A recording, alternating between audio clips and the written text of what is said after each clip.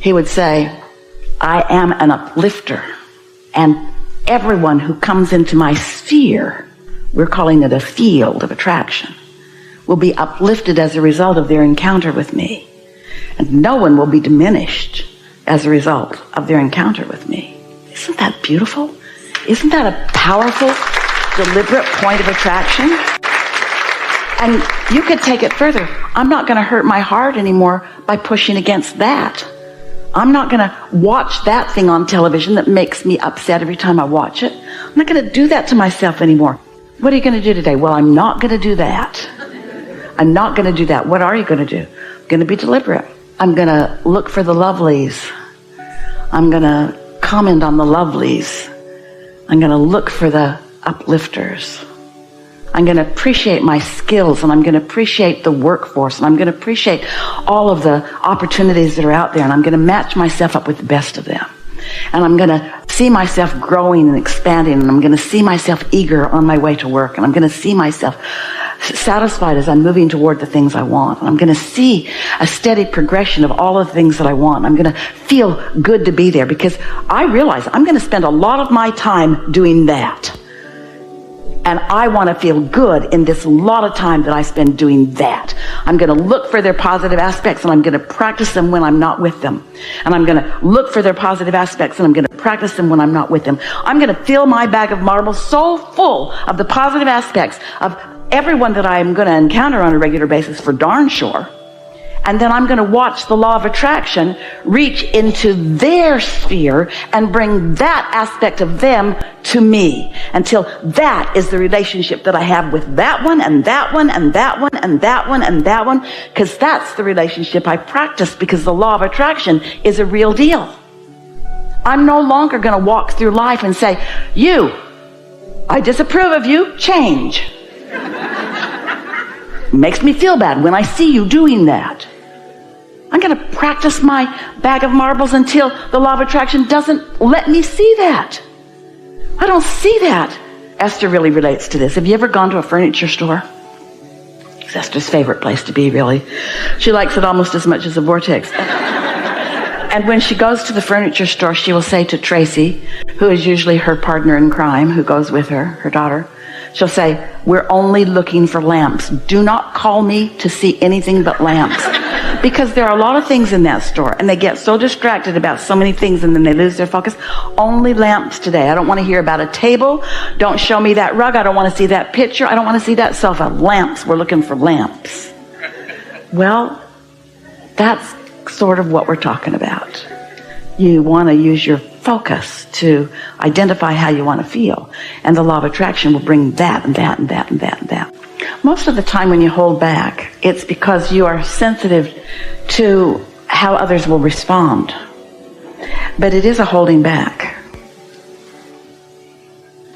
Everybody is where they are, and that's okay. And it's not your job to fix it. It didn't need to be fixed. You're not the stage manager. You're not the law of attraction.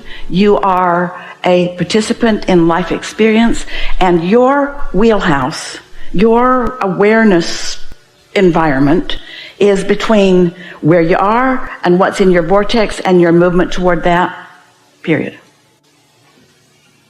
This is an environment based upon the law of attraction, not the law of getting rid of things. There's no exclusion. You can't push anything away. And when you try, then you spend time trying to justify why it was a good idea for you too. You see, you do have a lovely point of attraction, and then something got in it that didn't feel so good, that needed to be rooted out. No, just not amplified, just not encouraged, just not growing. Just let it be what it be's, and let it be all right. You see, your inner being doesn't exclude things from its point of view. Your inner being just doesn't push against any of them. Your inner being does something that most humans aren't quite ready to do. Your inner being loves it. Your inner being is so good at finding the positive aspects of things that no matter how many negative aspects there are, your inner being always finds the positive and hooks up with those. And that's what you want to do too. We're not asking you to look at the details of anything and say, I like that thing that I don't like. We're just asking you to selectively sift the details that you do like. Because you live in a world with billions of other humans who have come with different intentions, they have different beliefs, they have different desires, they have different vibrations going on, and you just want to calibrate your point of attraction to the things that you have figured out that you would like to attract into your experience. And you don't have any responsibility to change anybody. It's like you want to say, if you were different, then I'd let you in, but you're not different, so stay out. Well, that hurts you. That hurts. That's what this is all about. That's painful, you see. You're in pain anytime you're not loving. And if someone is unlovable, then look for someone who's lovable. Just decide you're going to be a lover because you're born to love. But what's happened since so many humans, all really, have calibrated to each other, somehow you've come away with the flawed premise that it's your job to love each and every one of them and love each and everything about every one of them. Well, law of attraction does not go like that. Because you can't attract wanted and unwanted at the same time. So just let it be. Just let it be.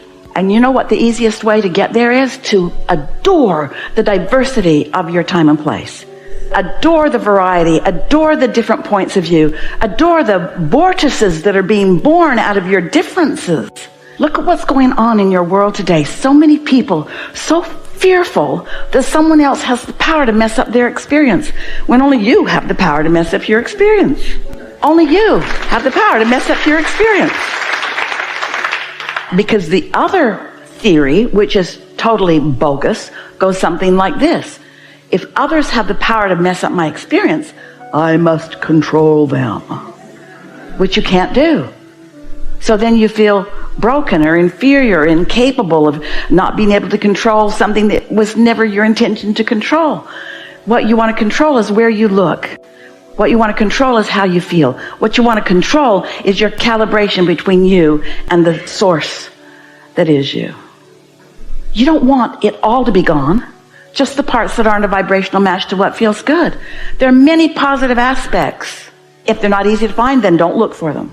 If every time you look for a positive aspect, you stumble over a negative aspect, then cease the search. This teaching discusses the concept of the place that exists between what you desire and what you currently believe or experience.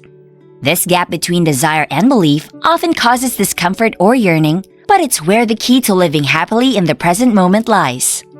The idea emphasizes that a pure desire, one that is non-resistant and not contradicted by beliefs, is powerful and blissful.